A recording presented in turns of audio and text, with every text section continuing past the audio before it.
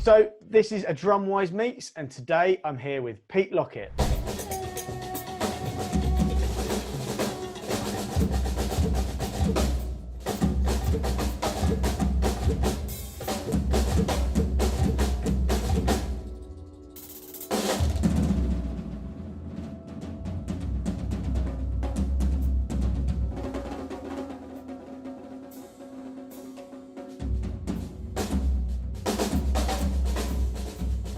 What age did you start playing, and can you remember what your first kit was or your first equipment was, and what bands inspired you when you first started playing?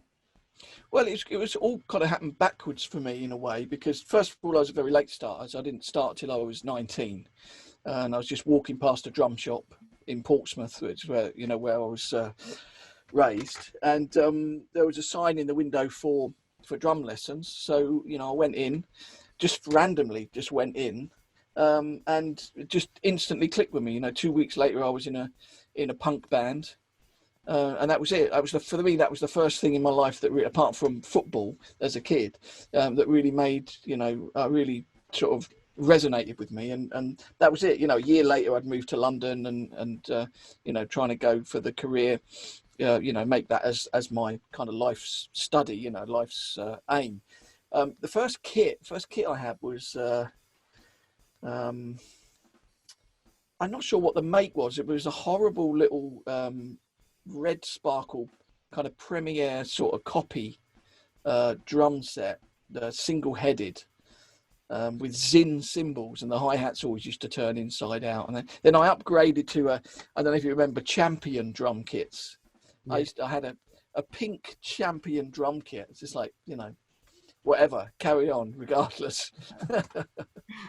And when you first started playing, what were your influences? So not specifically drummers, but sort of, what bands were you listening to and stuff? Yeah. Like that? Well, it came about. Actually, for a long time, I never really listened specifically to drummers in that kind of way. I was more into the punk and the new wave sort of scene at the time. That's kind of what I was mainly focused on. Obviously bands like the Sex Pistols and the Clash. I was into the Cure, actually, the early Cure, first Adam and the Ants album. It's got a brilliant drummer on it. I can't remember what his name is, but that first with Dirk Wears White Socks on it and all that, it's just like amazing playing. And yeah, that was my focus, really. It was quite a long time until I started to, well, not a long time, but until I started to specifically look at muso drummers in a way, because coming out of that punk thing, it was all a little bit, in a way, it was anti-muso, if you like, the attitude of a lot of people. So that was a, in a way, that was kind of my first barrier to get over, was when you start out in music and there's like kind of an attitude surrounding the genre that you're working in.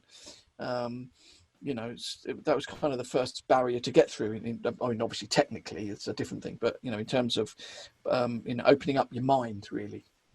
Yeah, that's a similar thing for me. I grew up listening to like early 90s punk, Green Day and stuff like that. And then it's funny how your kind of influences change as you get older. And that kind of links me to this next question, I think. So who is your all-time favorite drummer? And I think that's quite a bit of a loaded question as well, because as I say, my all-time favorite drummer when I was 19 is a different guy to exactly, yeah, kind of a process, isn't it? But anyway, yeah, and it depends what you're listening for. Like different people will give you different things. So if you're not just your age, because obviously your tastes change and all that, but also the kind of period of development that you're in at any one time. I think that's always changing.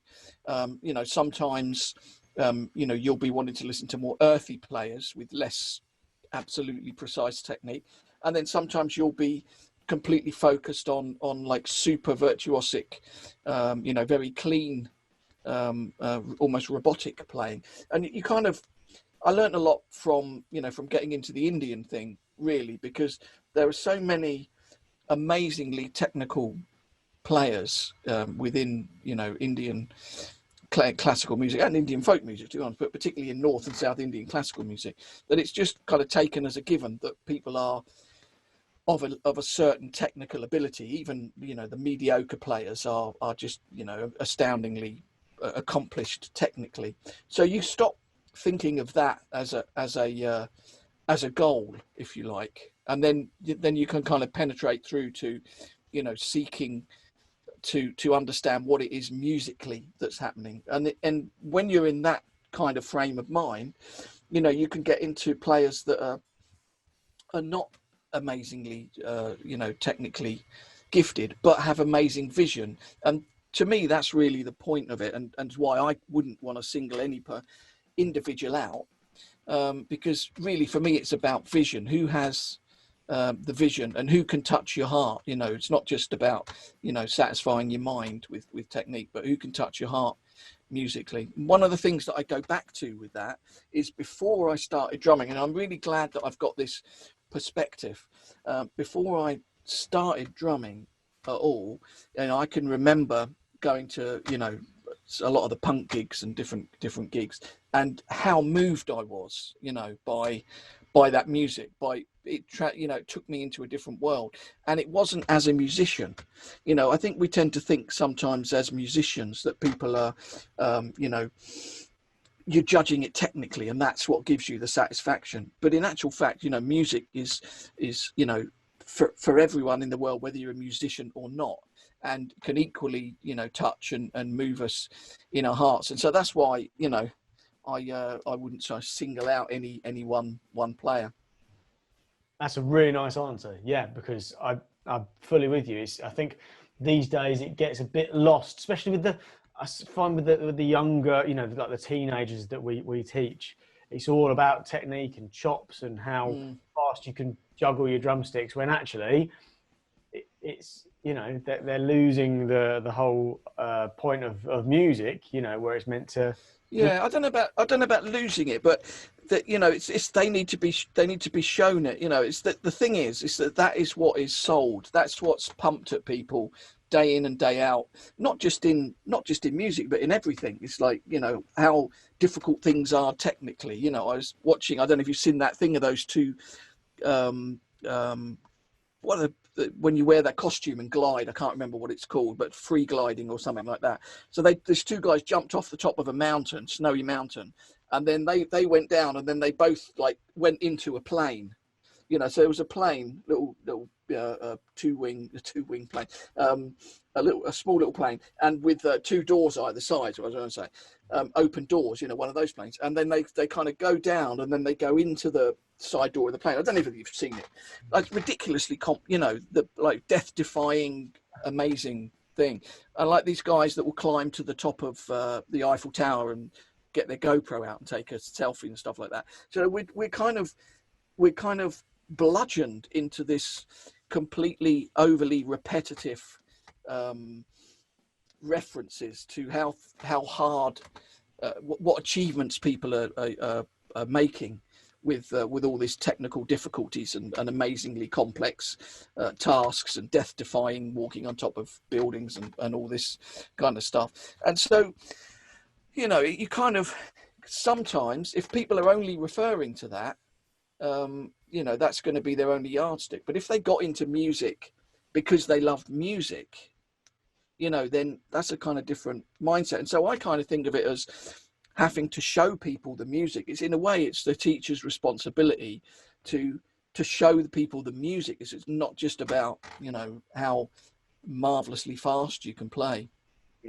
Yeah, I was absolutely going to just come on to that when you were saying that I feel that it's my job, and the other teachers that teach for DrumWise, I always say to them, show your students new music, because you don't really find out about new music if no one shows you it. So.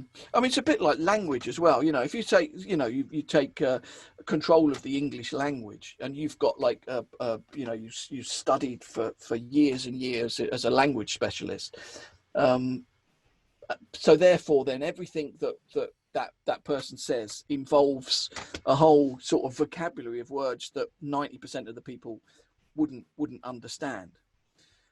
So it doesn't mean that their communication skills are any better, or that, you know, anybody understands what they're saying, or that they get to any deeper meaning as such by using a more complex vocabulary. It just means that, you know, they're showing that, you know, what schooling they've had, which is fair enough. You know, there is something to be said for, you know, there is a joy in searching out, you know, technicalities and stuff like that, but it's really about how and where and when you use it. I mean, because that's not the goal in itself, and it's easy to mistake something that's easily graspable, like a technique. You're playing something at 180 BPM that most other people can't, so you can say, oh well, I'm better than them because I can do such and such a thing, you know, whereas that, to me, that's a complete misunderstanding of the whole point of everything, really. When you first get a gig, whether it's recording or live, when you first get a gig with a new artist, how do you learn the material? So do you just listen to it, or do you listen to it and then transcribe it? Or are you given an entire folder of music and they go, here you go, Pete, here's the entire set transcribed for you note for note? So how's it worked for you? Well, for me, the best way to understand music, you know, if there's something that I can't grasp just by listening to it and responding, you know, for me, the best way is to write it out myself. That's absolutely 100% the best way, because, you know, there's so many different ways you can write things out, and so many different ways you can, you know, indicate the phraseology. So for me, absolutely the best way is to write stuff out, do my own you know, first of all, you'd start with more complex, you know, complete charts, and then you're kind of, ideally, you're going to try to abbreviate everything down to, you know, one or two pages. Yeah. That's really the best way for me. But of course, a lot of stuff.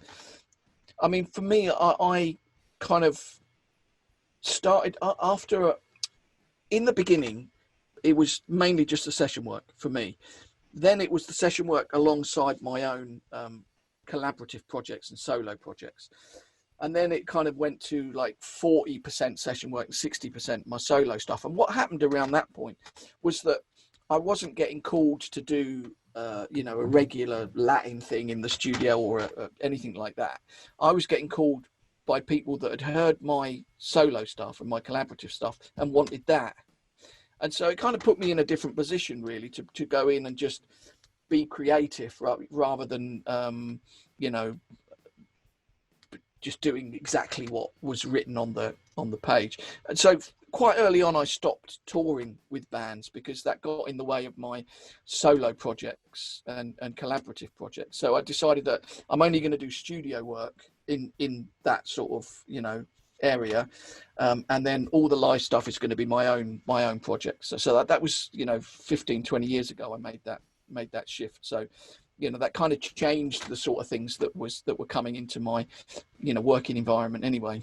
People that want to start out with playing percussion, what would you advise them to maybe go out and purchase first? You know, that they've been thinking about it for a while.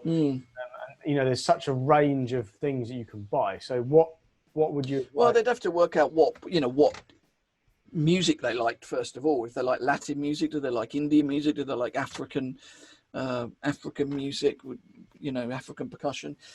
You know, that's what will dictate, you know, what they get, and the consequence of that will be, you know, it will be clear what instruments they would need to get. So if they wanted to get into, I don't know, let's say they wanted to get into Latin music, you know, then they'd have the question of, you know, what kind of instrument would they want to specialize on? Would they want to specialize on, I mean, obviously you're going to look at them all, but there'd be one that would be, you know, kind of your main instrument. You know, would it be congas or bongos or timbales, or, you know, what is it and that would be dictated by what people like to listen to, really. If it was for a pop setting, you know, most of the pop scenario stuff is pretty much Latin, a core of Latin playing. So congas, bongos, you know, timbales, stuff like that. I'd say, you know, look at all of that. If he was a drum set player who wants to just add a little bit of percussion to their sort of setup, then I think the most valuable things in the studio, things that you could easily add on, would be, first of all the top end stuff like shakers, tambourines, you know, stuff like that, and then some instruments that you can easily kind of get a little bit of action going on, and some sounds that people do like. So stuff like udus. I mean, to a point, kanjira and pandero, instruments like that, where you can get like a nice low tone and a kind of treble kind of slap. And of course, then cajon and stuff like that. I mean, actually, the list is endless, really, when you start to think about which one to look at. Yeah. No, that's good. It's just, it would be good for just to give people a bit of a pointer. But as you say, absolutely, it depends what direction they want to go in. Yeah, and what they want to do with it. Like I say, I'd see it as two different areas, really. There's the drum set player who wants to add a little bit of percussion, and all that top end stuff I think would be very useful, and a couple of low end things. I mean, that would be the sort of thing that, you know, people often want on tracks, and then branched out maybe some bongos and, you know, stuff that you could easily add to your kit. Either physically in the kit or separate when you go off to a session to have some, you know, separate bongos and stuff like that. That isn't going to mean that suddenly you've got 2 drum sets worth of gear to carry everywhere. So that's another consideration. So that's the first set. And then the other set would be the person that wants to simply study percussion. But generally speaking, that type of individual is going to know what sort of, what they want to learn anyway. Or at least which style of music. Yeah. And here's one for you. Do you think that someone that maybe plays drums, that's their main instrument, you know, they don't play much in the way of percussion, but do you think that that drummer should get used to a certain amount of percussion? Because in my experience, one instrument that I've had to play a lot, I've had to go and do a lot of cajon gigs. So, yeah.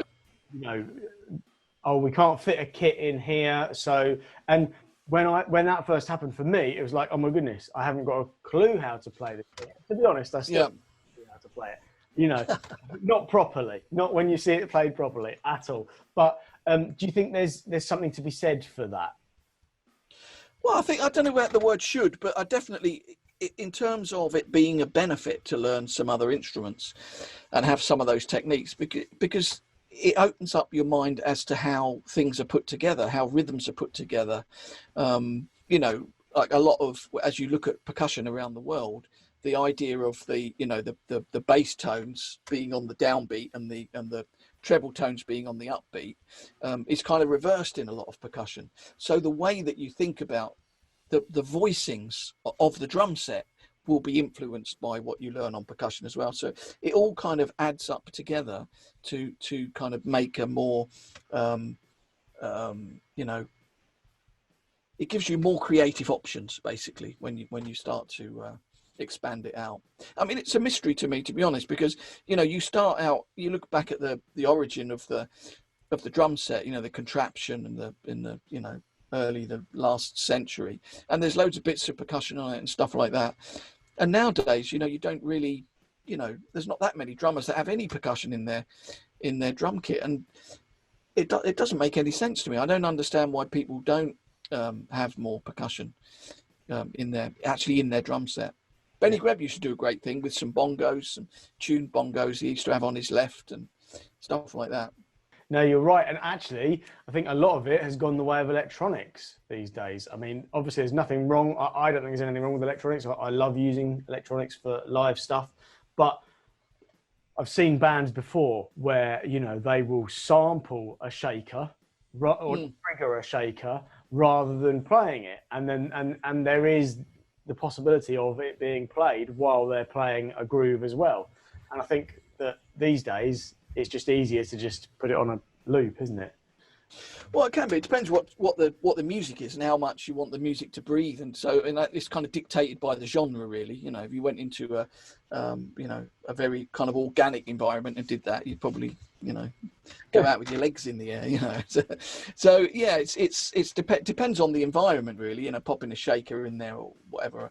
I think the idea of electronics is a vitally important thing for all drummers to get into, drummers and percussionists, and not as many do as would ideally be the case. You know, I wish there were more drummers that really got into electronics and not just have an electronic drum set, but to really get into programming in Logic and all of the all the iOS stuff. And I mean, I've got my own app, Drum Jam, which is for all iOS devices.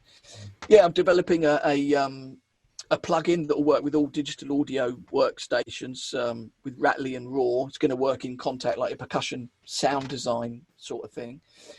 So for me, it's sort of I think it's just another thing. To me, I see it as another instrument. There's the drum set, there's percussion instruments, tabla and cajon or whatever, and there's electronics. I think they're three things that just sit so well together. What's been the highlight of your career so far? Highlight of a career? It's a very, very difficult one to answer, because obviously you remember things that were amazing at the time, but then became commonplace. So my first ever kind of big session, if you like, was with a band called Thunder. I don't know if you remember a band called Thunder. They're kind of metal band from England, and that was my first big album that I did.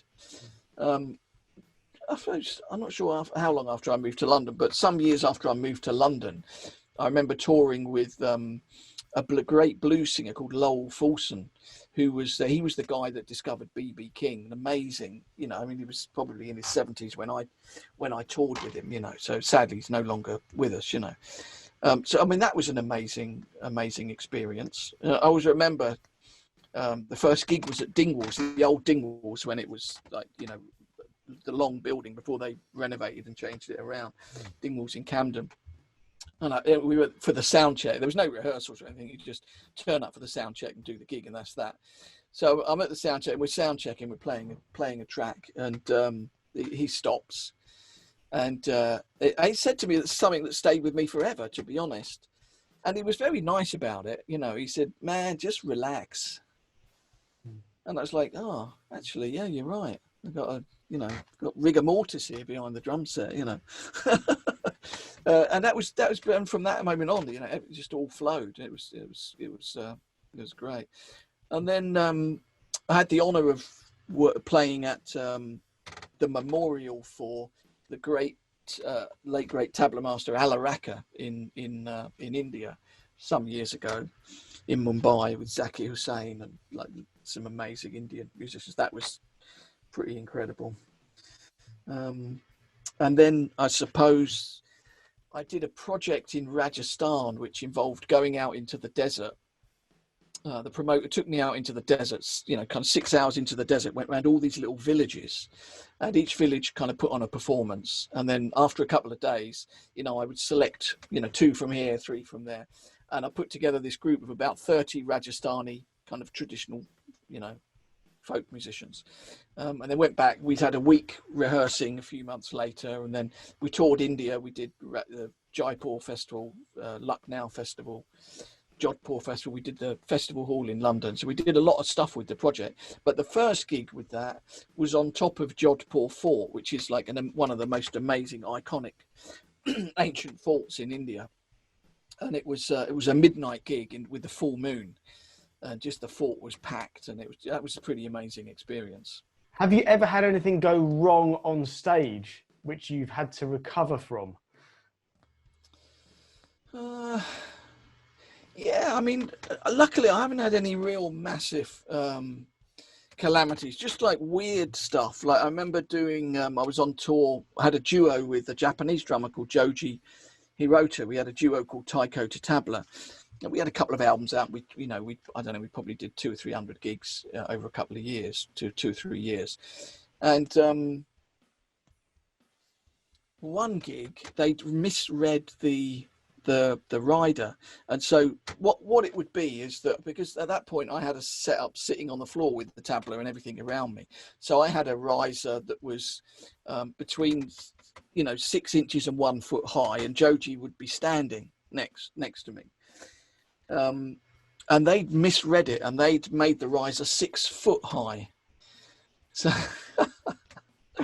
just how they can even think that anyone would want a riser 6 foot high. So you can imagine how ridiculous it looked, because so I'm up there on this riser 6 foot in the air, and then Joji's like down like just ridiculous. I look to my left, I can't even see anything because his head's below my riser. So that was a pretty ridiculous thing.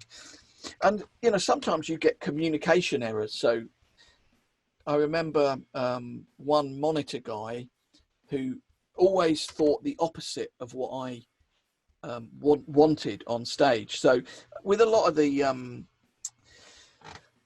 percussion stuff that I do, there's a lot of kind of long unison passages that once you're in it, you can't stop. You can't text someone about your monitor mix or something, and so really it's about eye contact, and normally the different ways you can nod your head is enough to get some information across. You look at the instrument, you kind of nod, actually, I want more of that,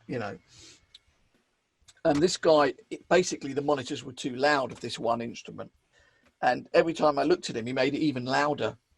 So by the end, by the time we got halfway through the track, it just became an endless din of feedback. So you had to stop the track, and it's like, what I mean? Sometimes you can't get the message across. Lost in translation, I would say. What are your hobbies away from drums? Drums. Yeah. Yeah, there you go, drums. No, I mean, to be honest, most of the time I'm kind of thinking, I mean, I like, mucking around in Photoshop and writing and stuff like that. Like I had a novel out a few years ago, my first full-length sci-fi novel called A Survivor's Guide to Eternity. So that was, kind of, and, reading bits of philosophy and stuff like that. Generally speaking, I'm kind of like either involved in composing, practicing, recording, or like this new book that I've just finished has got 1,400 audio examples in it. So I mean, that's pretty time consuming, doing all that. And so but you get to the end of the day, actually, and cooking is like vitally important. I love cooking, my wife is very glad of that. And then just sit and just chill out, really. If you blasted your brain all day, it's like sometimes just to relax. Yeah, quite. And but your first answer is one that we've had a lot on these interviews, because I think we're really lucky that for everyone really, it starts out as their hobby, drums, and then it becomes our job. But I don't think that it means that it can't be our hobby still. I mean, drums are still my hobby. Yeah. Well, it's just you're doing what you love. That's the ideal goal of life, really. If you can earn your living doing what you love doing, then you're blessed, really. That's it. Absolutely.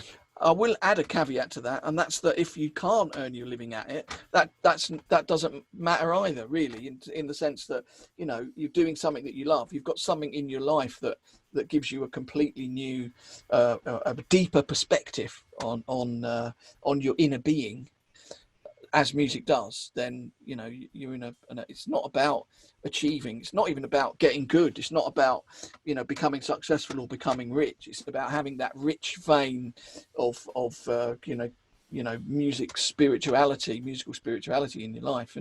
What's your favorite biscuit? Favorite biscuit? Wow, there you go.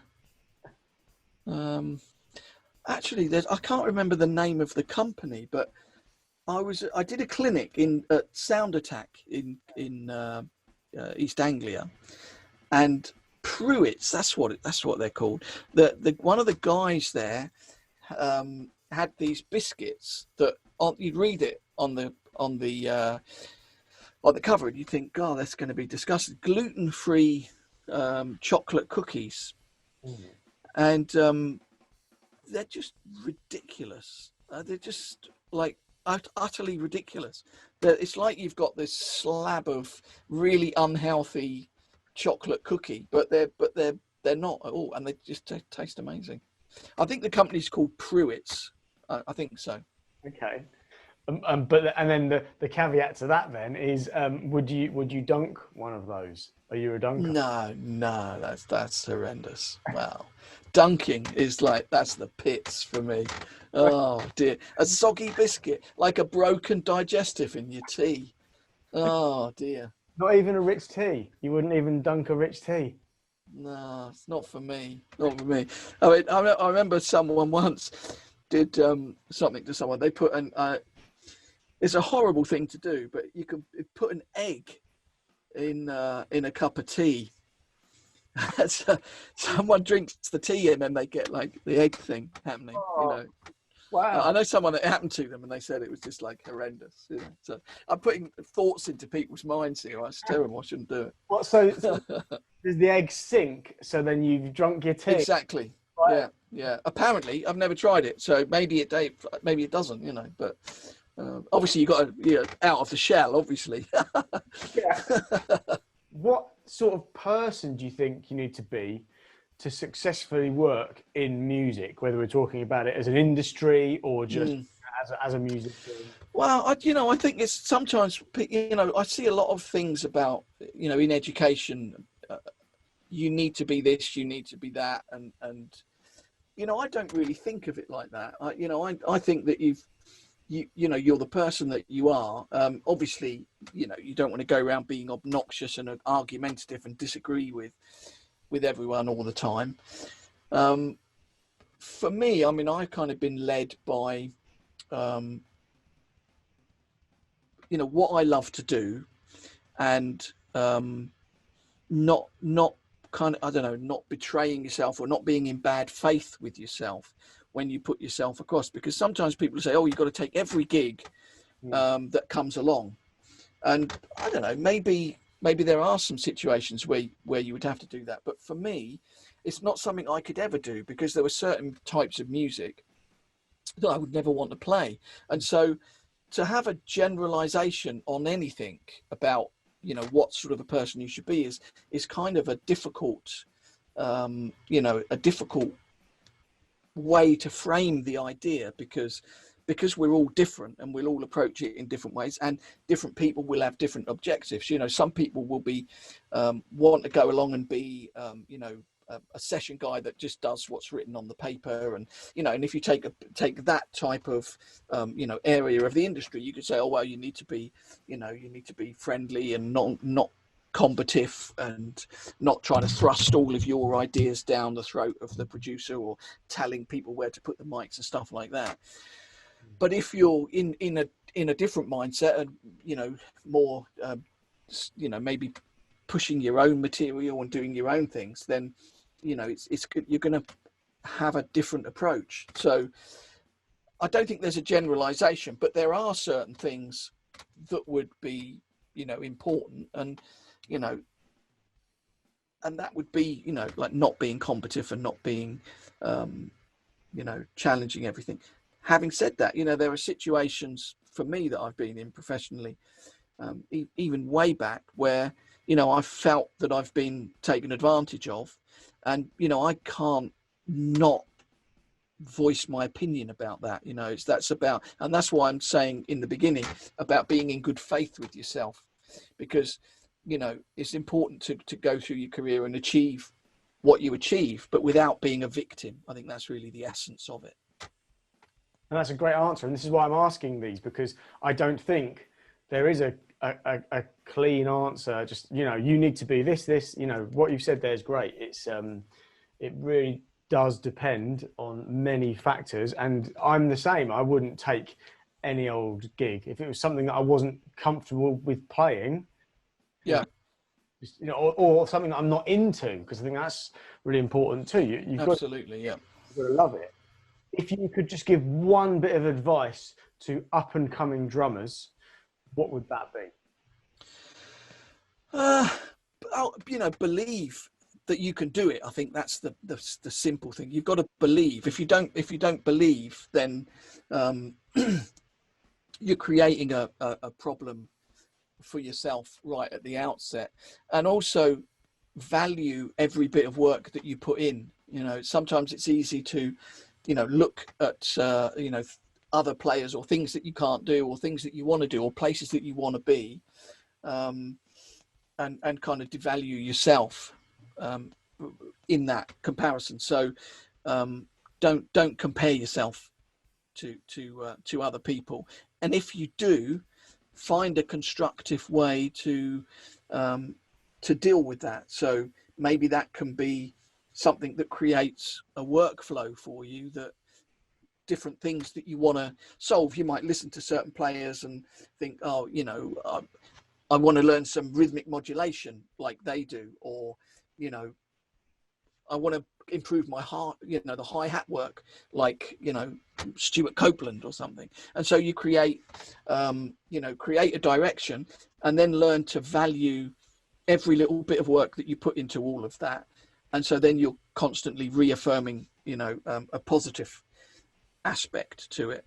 There's a Japanese philosophy called Kaizen, and it kind of in a way flies in the face of the idea of, sometimes when you see drum clinics and you see master drummers and master percussionists and master musicians, and someone asks them, well, how do you get good? And they'll say, oh, you practice 8 hours a day. And yeah, I mean, to a point, obviously you're going to get good if you practice 8 hours a day.